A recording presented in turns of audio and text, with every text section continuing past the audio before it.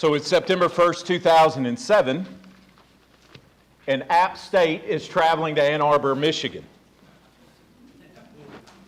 They get to open up their college football season in the Big House, as it's affectionately called by those of you that are Michigan fans.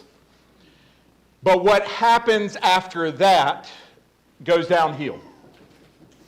And about 2.5, 3 hours later, and a final blocked field goal, App State pulls off what many consider to be one of the greatest college football upsets in at least the last 20, 25 years, and most likely in college football history. So if you love college football, you know exactly what I'm talking about. If you don't, let me tie it to this way. It's considered to be one of those great David and Goliath college football moments. David and Goliath have been folded into our everyday speech and vernacular because of moments like that on a big stage, a national stage. But then also for those of us that are just families and dealing with things right in front of us that are just simply bigger than we are. Whether they be something on a baseball field or something in the classroom or something even bigger. But either way, the story of David and Goliath is a beloved story for all of us. And within this past week, our daily Bible reading brought us through the story and the events of David and Goliath. What I'd like to go ahead and set up for all of us is, even though there are multiple angles that we could use to approach this story and the events of this story, I'd like to take it in this way. See, the story of David and Goliath is so much more than a football game. And is so much more than just a beloved children's song and story. The story of David and Goliath, it's a story of being giant-focused or God-focused. It is one of the very few where we could definitively say it is a black and white. It is an either or. It's not a both and.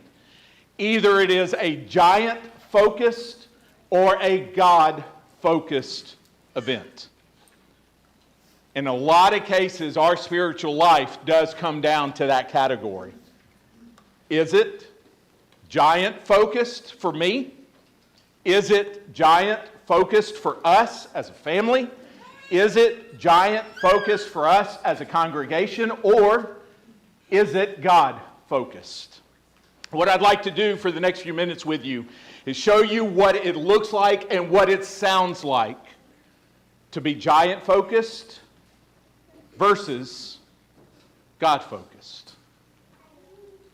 Let me go ahead and get the obvious out of the way. Giants are very real. Now, they may not look like Goliath, they may not sound like Goliath, but giants are very real in our lives, just like that time with David. The text will tell us that there came out of the camp of the Philistines a champion named Goliath of Gath, whose height was 6 cubits and a span. And I know there may be some back and forth on exactly the height that he has, but let's just go with the good traditional version of 9'9". 9'9". But even if he's not 9'9", he's 6'9", and that's still imposing, because the average height of the Israelite is somewhere around my height or so, 5'5", 5'7". I'm on the higher end when I wear shoes, on the lower end when I don't. But I think that's probably true for all of us. Either way, the idea is that the giant is not only real, but the giant is imposing. If you remember reading through this as this text is given to us, his shield is described, the shield bearer is described, the sword is described, the spear is described, the armor is described, and maybe you just got a little thought in your mind that I want to go and look at how heavy all of these things are. And if you didn't, I planted that seed. I'd invite you to go look.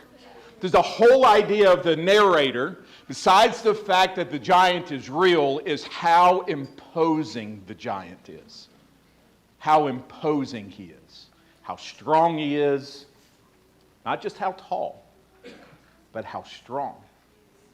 So for you wrestling fans, like me, Andre the Giant is the one that comes to mind.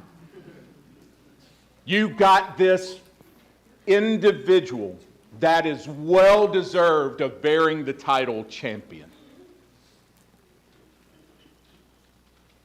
Giants are real, and giants are imposing. And maybe you are not waking up, and I'm not waking up to a 9'9" monstrosity, wearing armor that weighs more than I do, carrying a spear that's taller than I am, but we are waking up and we are living every day with our quiet giants. In some cases, quiet in the sense that they're always there. They're very real. It's the bills that come in the mail that you wonder, how in the world are we going to pay when all the other things are just increasing in price? It's the relationship that's on the verge of being broken or is broken, and you're wondering, how in the world are we going to ever be able to put this back together?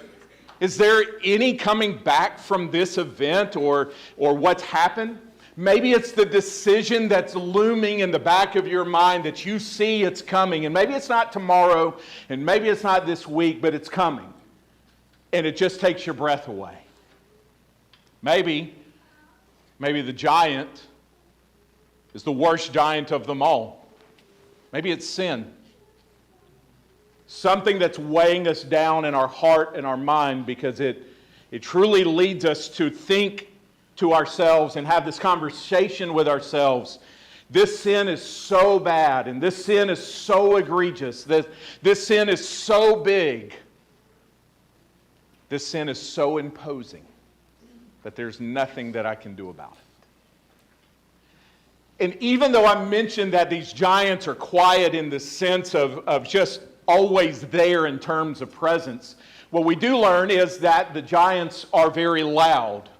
Seems kind of like a paradox. How can they be quiet and loud at the same time? They're quiet because they're just there, but then they're loud because they never let you forget that they are there. The text goes on in verse 16 of the same chapter, for 40 days the Philistine came. For 40 days Goliath comes out, and he takes his stand morning and evening. He's the first fear of the day, and he's the last fear of the day.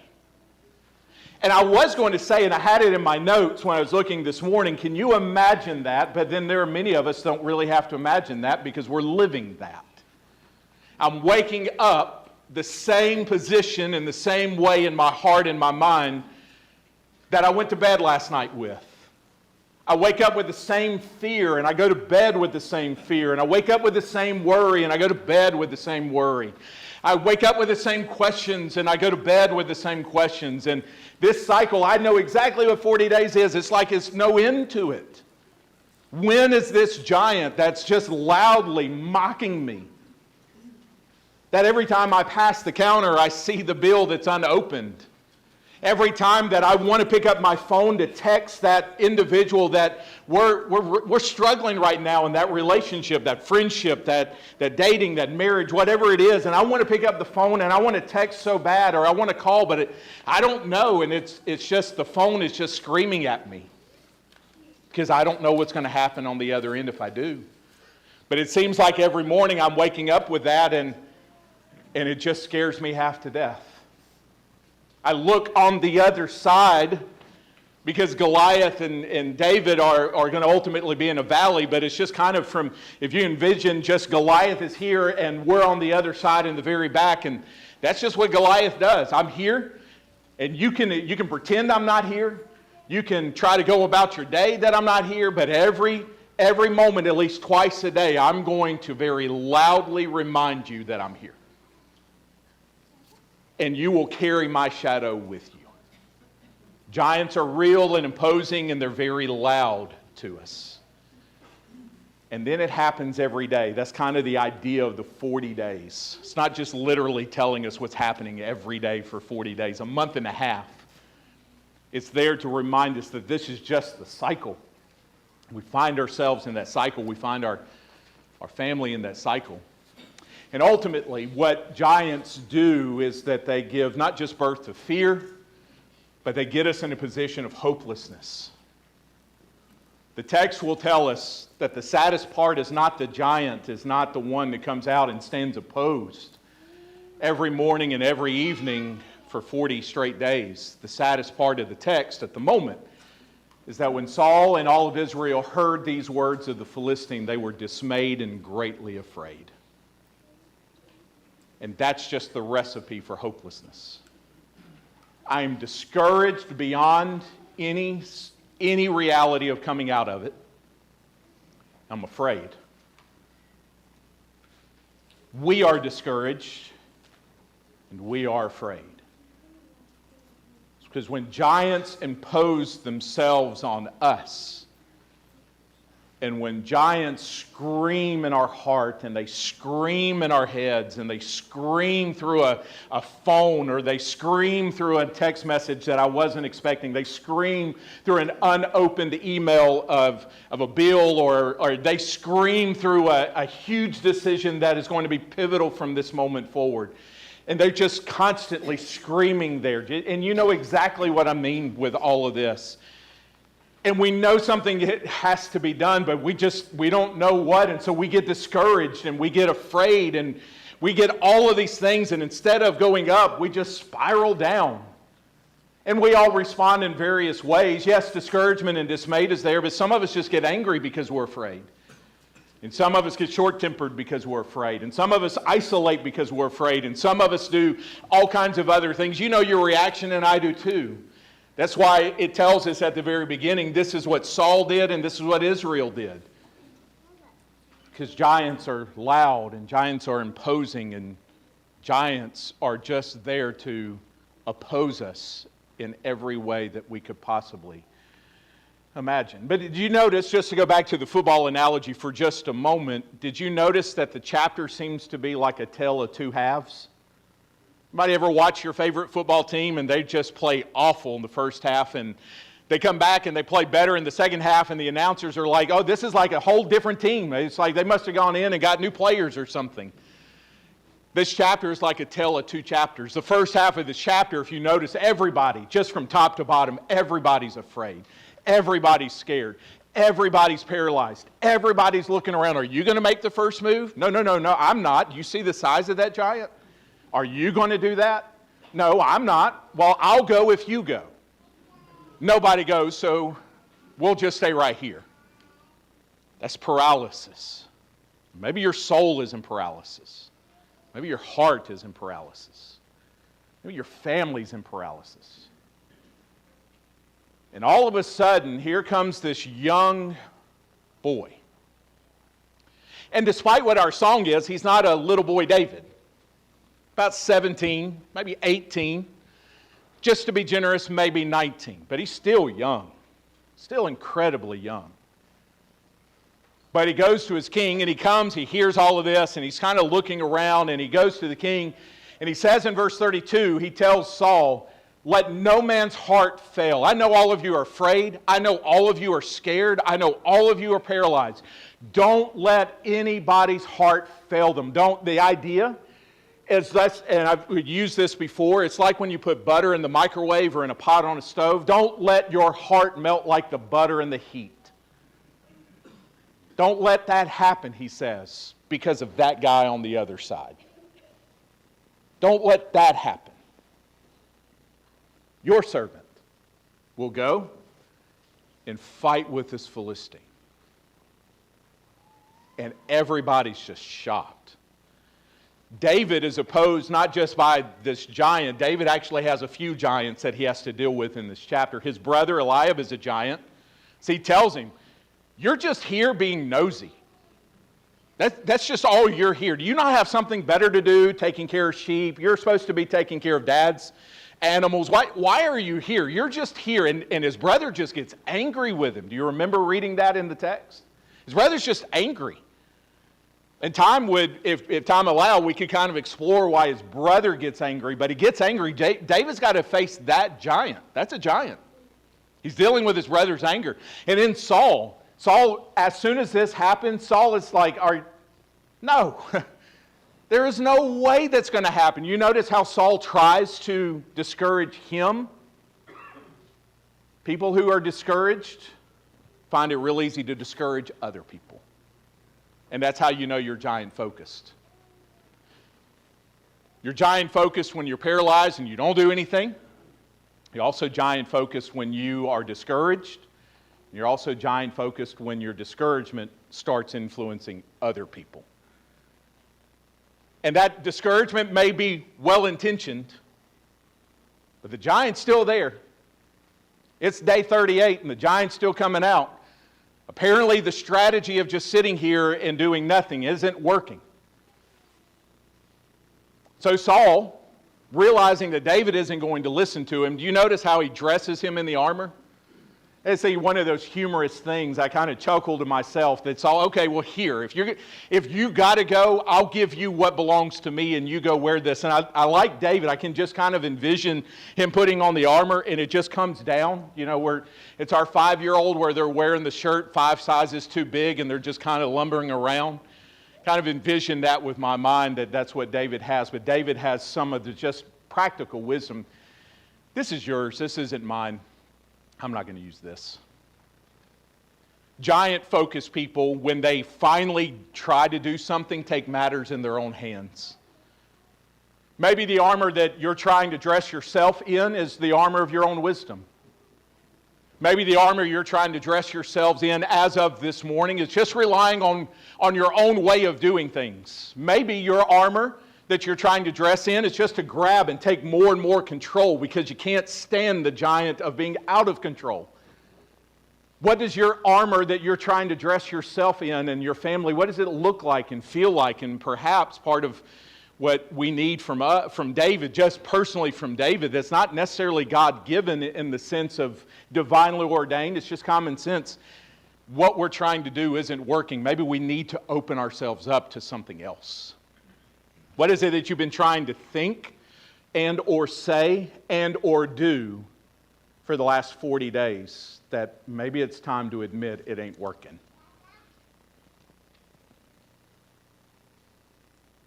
Giant-focused people just take matters in their own hands and they just try to do it all by themselves.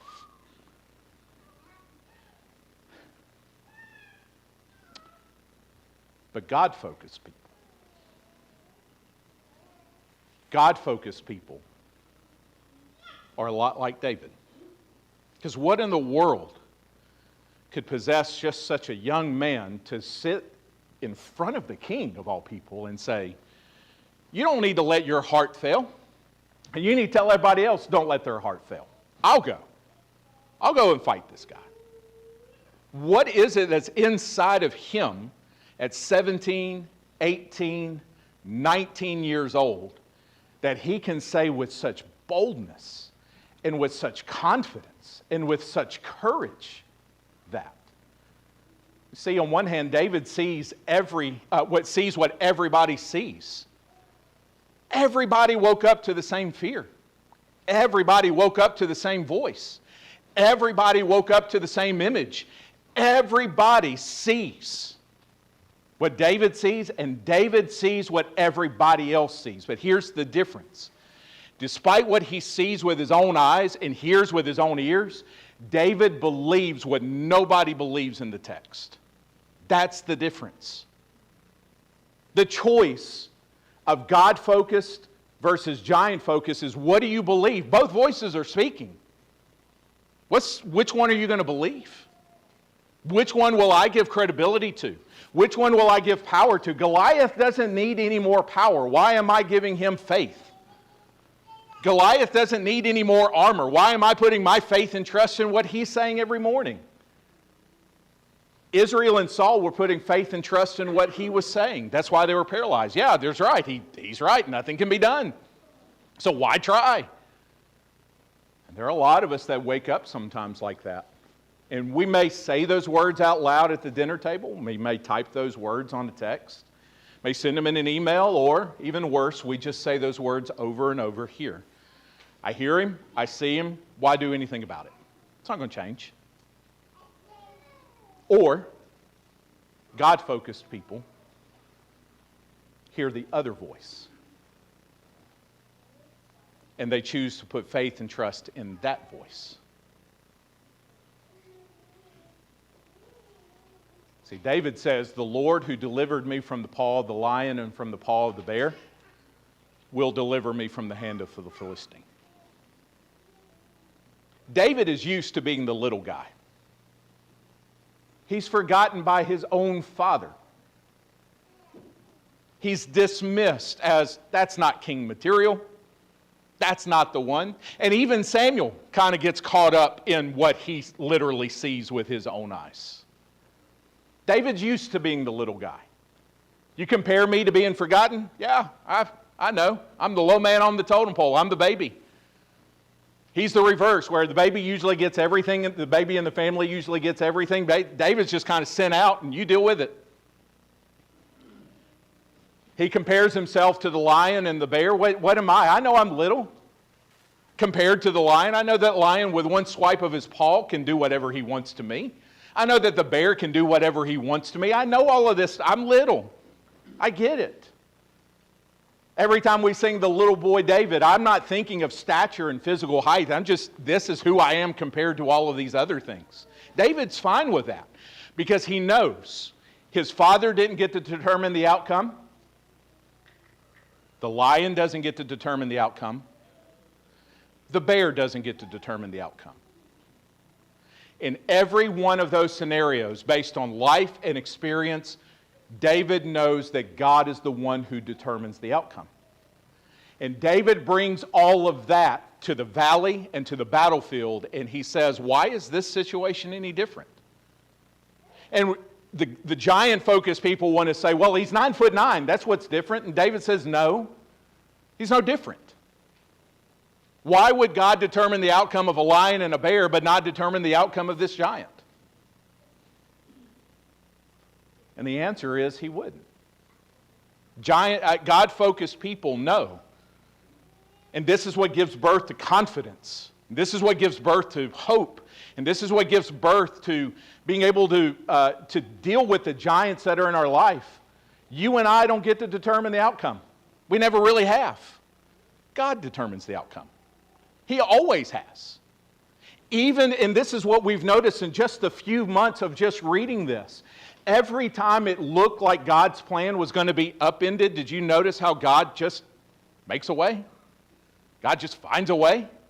Have you noticed that as we've gone through all of these events?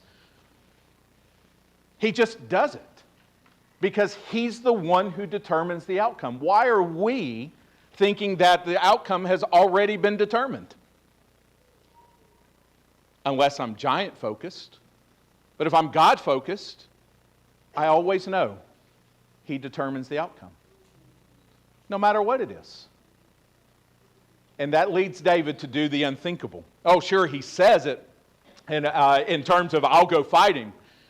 All right, well, let's see if you actually mean what you say, David. And not once, not twice, but 3 times.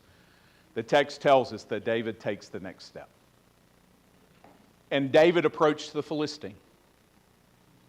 In our reading, David says, I come to you. Verse 48, David ran quickly toward the battle line to meet the Philistine.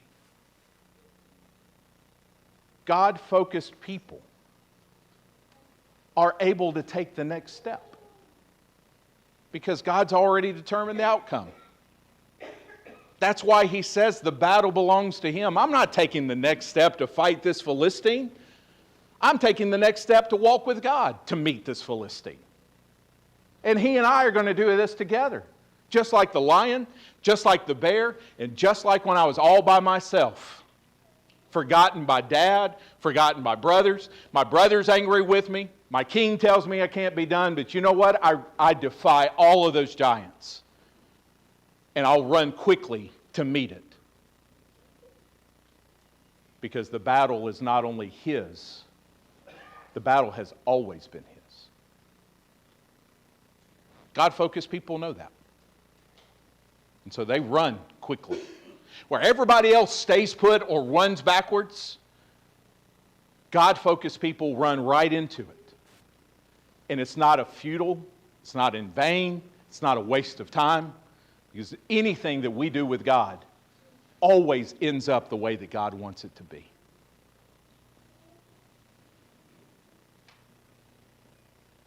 So I'll leave you with this. years down the line, another king will be born. Another king will arise. And he'll be in the family tree of David. And he will be like his grandfather David, but he'll be better than David. Not because he's morally better or ethically better, even though that would be the case. He's better because he actually goes and meets the giant, not just of one person, not just of a few thousand, but for the entire world. And by all appearances, he'll lose to the giant. He actually loses his life. And 3 days later, the father had already determined the outcome that he's going to come back. And he did. So wherever your faith is in this moment, it isn't just about David and Goliath. It isn't just about me or you. It's first and foremost about the man Jesus, who met every giant that we could possibly imagine and overcame. And he didn't do it with 5 little stones, 3 little stones, or even 1 stone. He did it in the most unlikeliest of ways. He gave his entire life. And he won. Because before the foundation of the world, our Father determined the outcome. So I ask you, is it time for you to pay attention to those giants? Not to give them faith or trust, but because it's time to just deal with it. And not for you to deal with it, but for the Father in heaven to deal with it. Today may be a great day for you to stop being giant-focused and instead be God-focused. Today's a great day for you to go back and learn and reignite the fire in your heart, to call upon the Lord, to know that if He did this here, and He did this here, and He did it with this giant, and He did it with that giant, why can't He do it with the giant that I got today? And then I would ask you, what's the next step you need to take this morning? Is it the step to salvation? To make God your God? To call on Him in faith and repentance and baptism? Is that the next step? Because it is. We're ready to help you. We're ready to walk with you. Is the next step to come back? To be restored? To be renewed? Great. We're here to help you to do that too. Is the next step just simply to say, I don't really know what the next step is, but I need somebody to pray with me? Great. We'll pray with you. And we'll pray for you. Whatever the next step is, this is your opportunity, and we would encourage you to be like David. Run quickly to our God as we stand and sing.